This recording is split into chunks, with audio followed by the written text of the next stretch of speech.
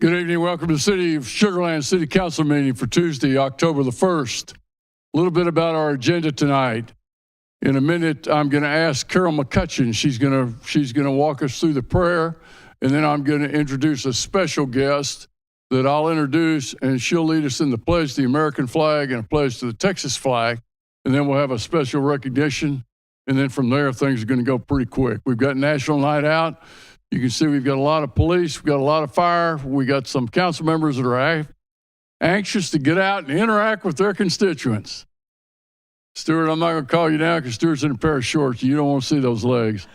So at this time, Councilmember McCutcheon, can you lead us in the invocation, please? I invite you to stand and join me in prayer.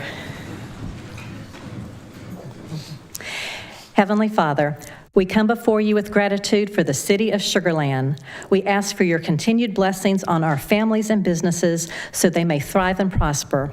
We're thankful for our city staff who work tirelessly for the well-being of our residents.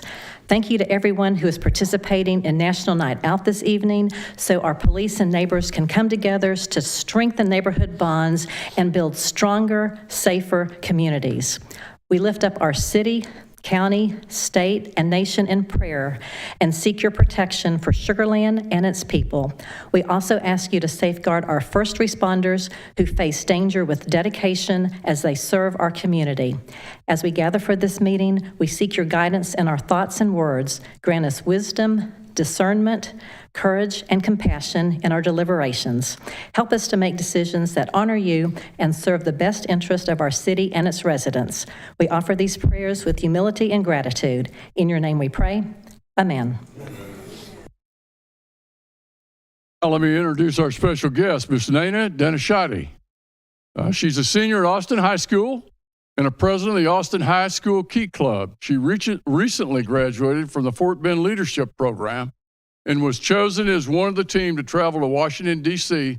to learn more about our government. I'm sure you didn't learn much in Washington, but you're better off being here amongst us. So let me turn it over to you, and if you'll lead us in the pledge to the nation's flag and then the pledge to the Texas flag.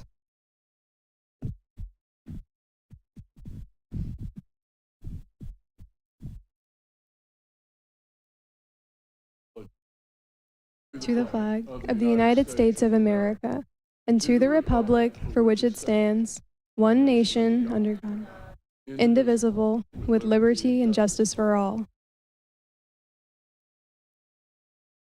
Honor the Texas flag.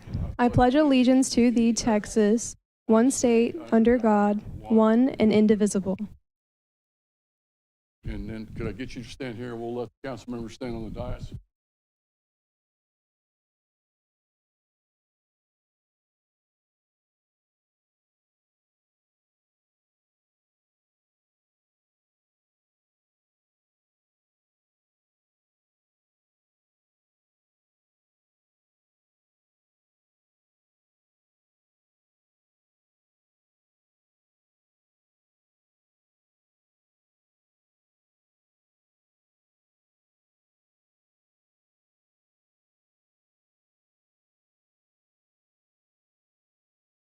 We have a special recognition tonight. I'm going to ask Chief Campisi to come down and introduce Fire Prevention Month, which is October of 2024. Mark?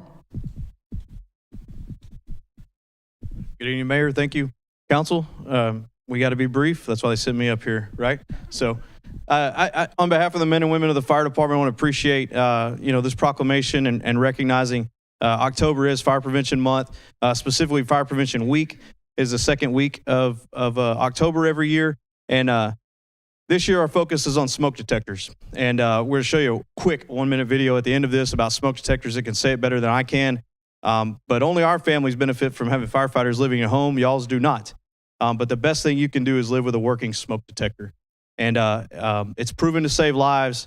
How many of y'all listen to Zoom meetings? You hear people's stuff chirping in the background when they're at their homes. When you hear that chirp, tell them to change their batteries.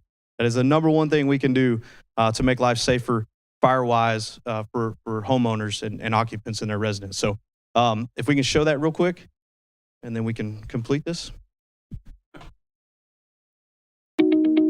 Join NFPA and fire departments across North America for Fire Prevention Week 2024. This year's campaign, Smoke Alarms, Make Them Work for You, focuses on the importance of having working smoke alarms in the home. Smoke alarms are the first line of defense in a home fire, but they need to be working to protect you. These 3 actions will ensure your smoke alarms are working for you. Install smoke alarms in every bedroom, outside each separate sleeping area, and on each level of the home. Make sure smoke alarms meet the needs of all family members, including those with sensory or physical disabilities. Fire, get out. Test smoke alarms at least once a month by pushing the test button. Replace smoke alarms when they are 10 years old or don't respond when tested. This Fire Prevention Week, we all have a vital role to play in spreading awareness and protecting our loved ones and communities. Remember, install, test, replace. Make sure smoke alarms work for you. Visit fpw.org for more information on smoke alarms. Hey, so install, check, and replace as you need to. In the city, you can go to our website. We do offer smoke detector installs. The fire department does. And so if folks, citizens register with us, we'll come out, we'll install up to 2 smoke detectors in their home. That's our part of giving back to the community to make sure that they have working smoke detectors. And it's through private partnerships that we take in donations of smoke detectors so we can go pass those to the residents. So work safe, keep it a priority. Thank you. Thank you, Chief. A little bit about the joke that Mark was talking about when he came up here. The word on the street is don't ever give the mic to Chief Boker. Unless you want to have going to be a longer than normal conversation. So I know the chief got direction from the city manager of City Campese down here to do this. We got a proclamation, Fire Prevention Month, October of 2024. Whereas October has been designated as Fire Prevention Month with a special focus on the week of October the 6th through 12th as Fire Prevention Week, dedicated to raising awareness about the fire safety and ensuring the protection of our homes and families. And whereas this initiative dates back to 1922, when the National Fire Protection Association established the second week of October as the Fire Prevention Week to commemorate the Great Chicago Fire of 1871, a defining moment in fire safety history. And whereas today we come together to observe Fire Prevention Week and Month, spending the crucial message of fire safety awareness, the NFPA's 2024 campaign for Fire Prevention Month, titled Smoke Alarms, Make Them Work for You. The goal of the campaign is to educate people on the importance of having working smoke alarms in their homes. Chief, congratulations. Yes, sir.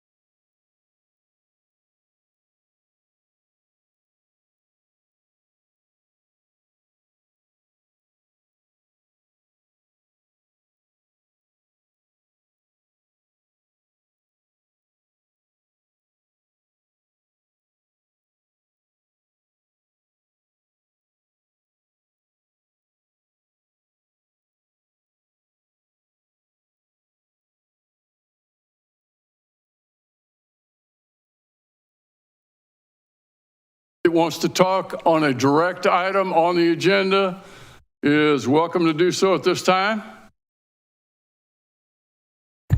Mayor, we do have a comment card. Okay.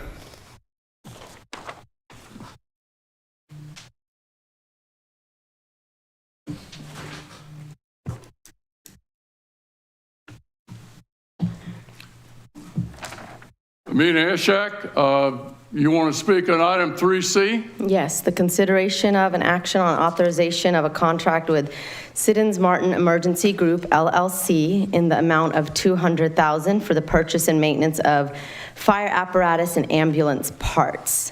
And I find this to be a very important item for us as a city to support. We must make sure all of our fire equipment and ambulance services are well funded to ensure the safety of our people. But let's please be mindful that a lot of our tax dollars are not being spent on maintenance services and fire apparatus. We could be I'm gonna interrupt you right there. You can speak on exactly what this is, fire apparatus. We're not gonna have any discussion that you're gonna try to link it to something else. That's the first warning. I Go ahead. just spoke on, I literally just read You your were recommendation. just getting ready to go to something else, and we're not gonna allow that. You know the rules. I do know the rules, and Okay.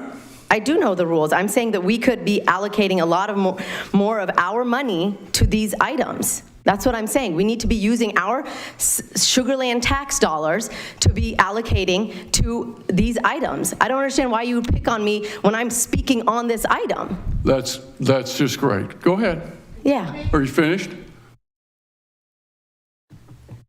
So I'm just saying that most of our tax dollars here that Sugar Land people pay for are not being spent on these items. We're sending it overseas to other items. That's where I thought we were going to go.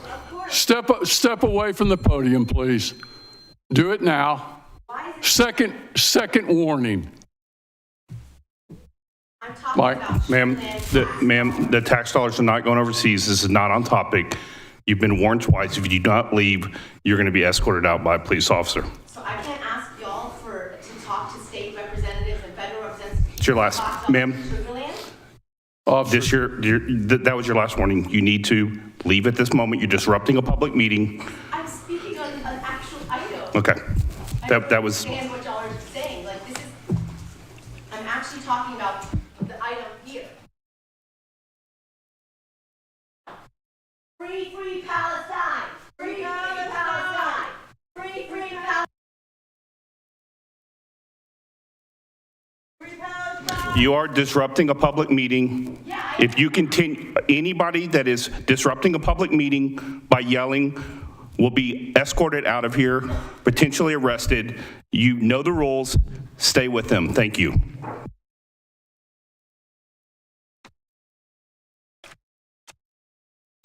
Anyone else like to try? We're going to move on now to item number 3, consent agenda. I'm going to pull item 3B. We'll take that separately. Council members, do we have a motion? Got a motion by McCutcheon. Do we have a second? Got a second by Watley. You'll vote at this time, please.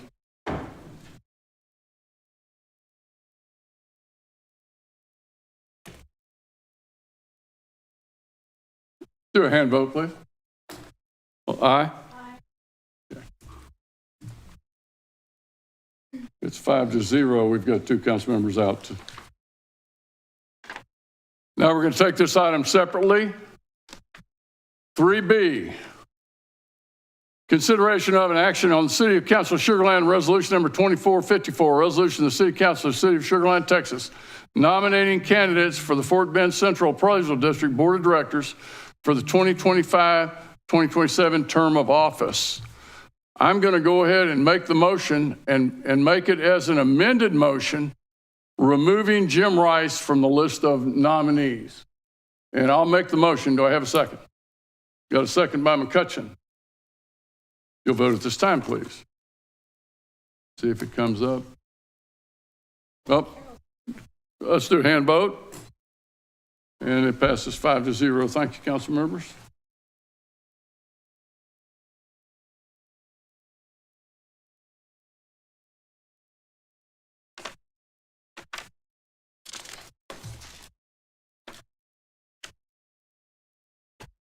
At this time, I'm going to pass it on to Ms. Watley, and she'll take us through the next agenda item.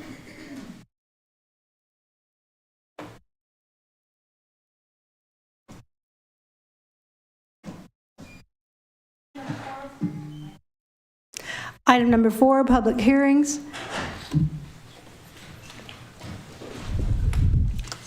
The contract.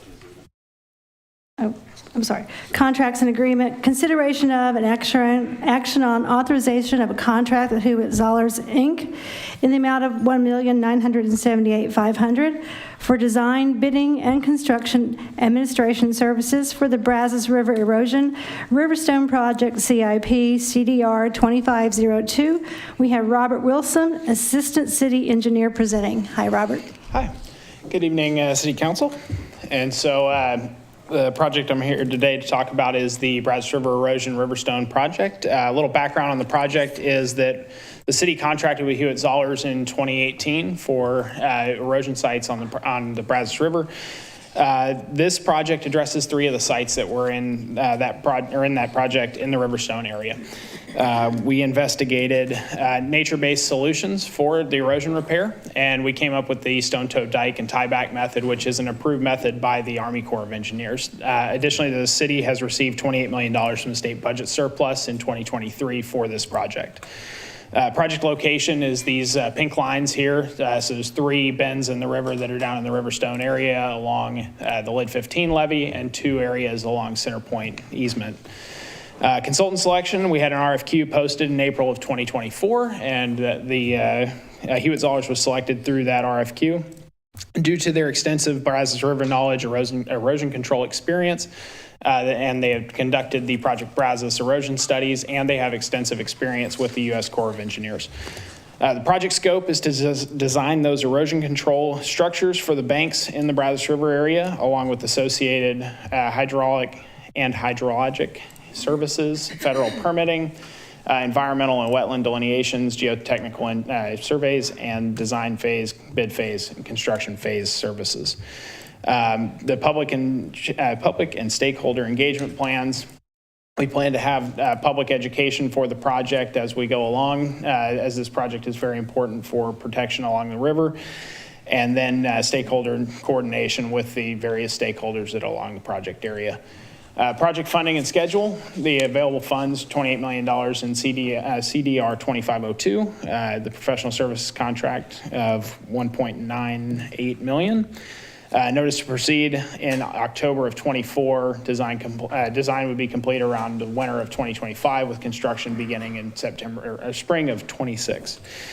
So with that, we request approval for the authorization of the execution of the professional services design and construction administration contract with Hewitt Zollers in the amount of $1,978,500. And with that, I will take any questions.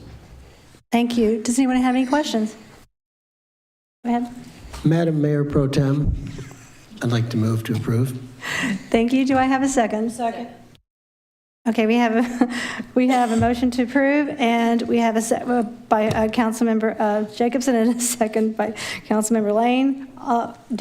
Is everybody up again, or do we need to take a hand vote? It's working. Okay, it's working. Let's go ahead and take a vote. Hand vote. All in favor? Aye. Anyone against? It passes. Thank you. Thank you. I think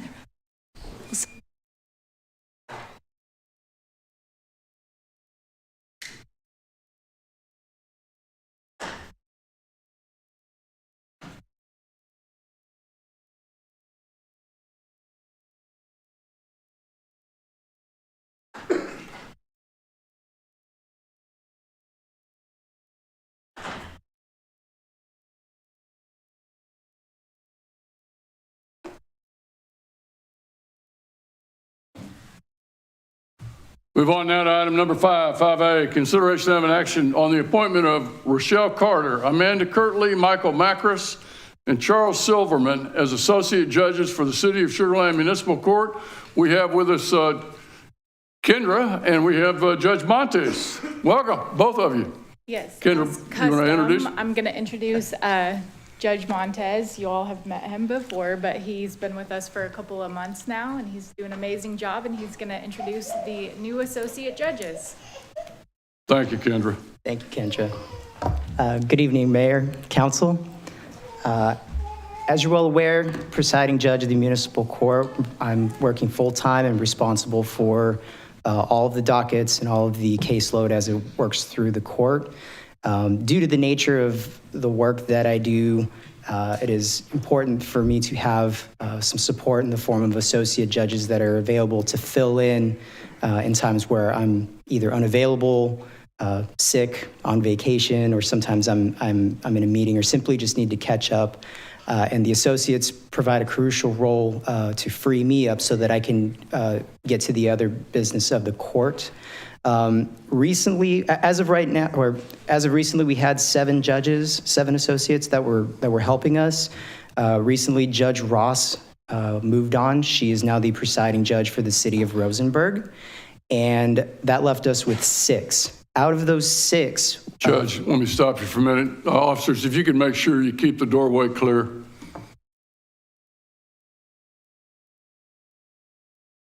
Go ahead, Judge. No problem.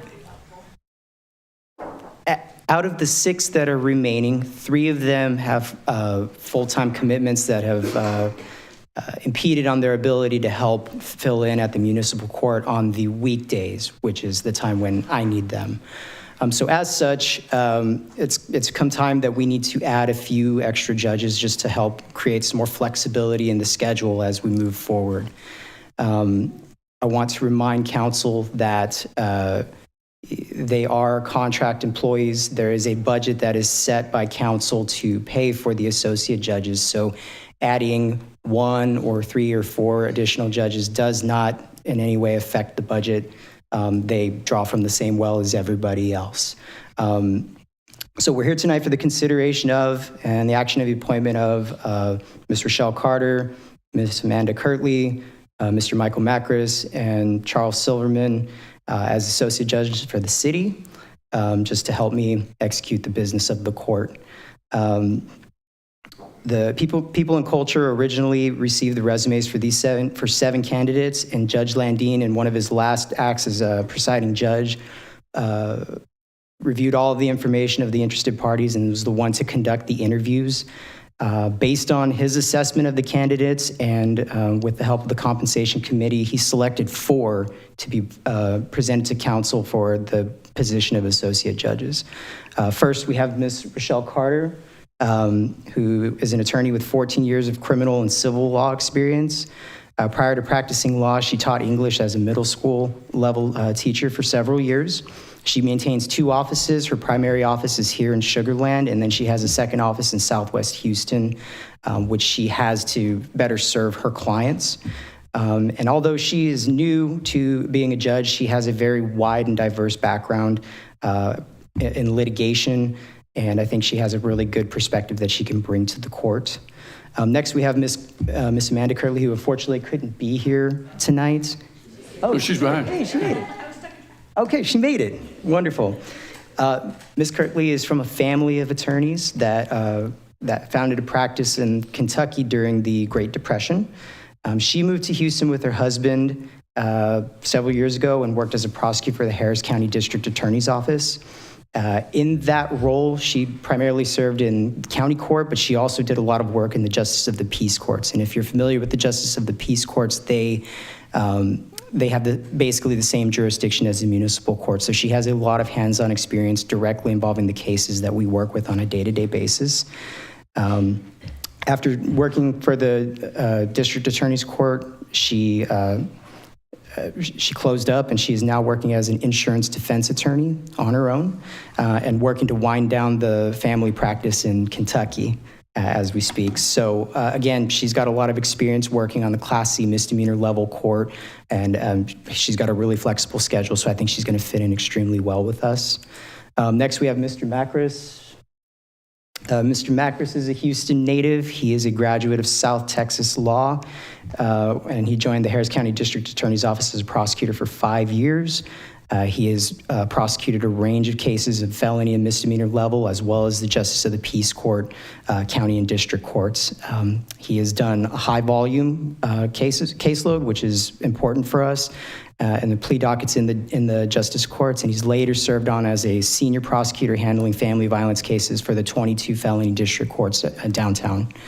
Currently, he's currently a managing attorney at his own firm, where he coordinates with 2 other lawyers that gives him the ability to be flexible, which serves our role. And as of right now, he's primarily practicing in Social Security disability cases, as well as handling criminal and family law cases here in Fort Bend and in Harris County. Last, we have Mr. Silverman. Mr. Silverman has been practicing for 37 years. He served 4 of those years as a district court judge downtown working on felony cases. He is also an associate judge out in Missouri City and a private lawyer. 20 years he has in private practice. He served as a civil litigation and general counsel for a multinational manufacturing company, and has handled a myriad of legal litigation issues over the course of time. Like I said, he did serve as a district judge for the 183rd District Criminal Court for 4 years, where he did all sorts of felony cases, jury trials, non-jury trials, arraignments, everything that we need him to do. In addition, he also has experience as a magistrate and doing bond revocations and that sort of thing. Staff met with the Compensation Committee on August 8th to discuss it more in detail. I've conversed with my staff about it, and I'm making the recommendation for these 4 candidates. We just ask that you grant it. Well, first of all, thank you to you all. Thank you all for coming on as associate judges. We welcome your participation. We're thrilled to death to have you. I'll make the motion. Got a second by McCutcheon? You'll vote at this time, please. Hand vote. And it passes unanimously. And Judge, I think, do you need to give them the oath of office? We did it yesterday, Judge, so they are ready to go. So they hit the ground running. They're ready to hit the ground running. Yes, sir. And I noticed one of them, her family just arrived. So welcome to Sugar Land. Yeah. All right. Thank you, Judge. Thank you all very much. Thank you.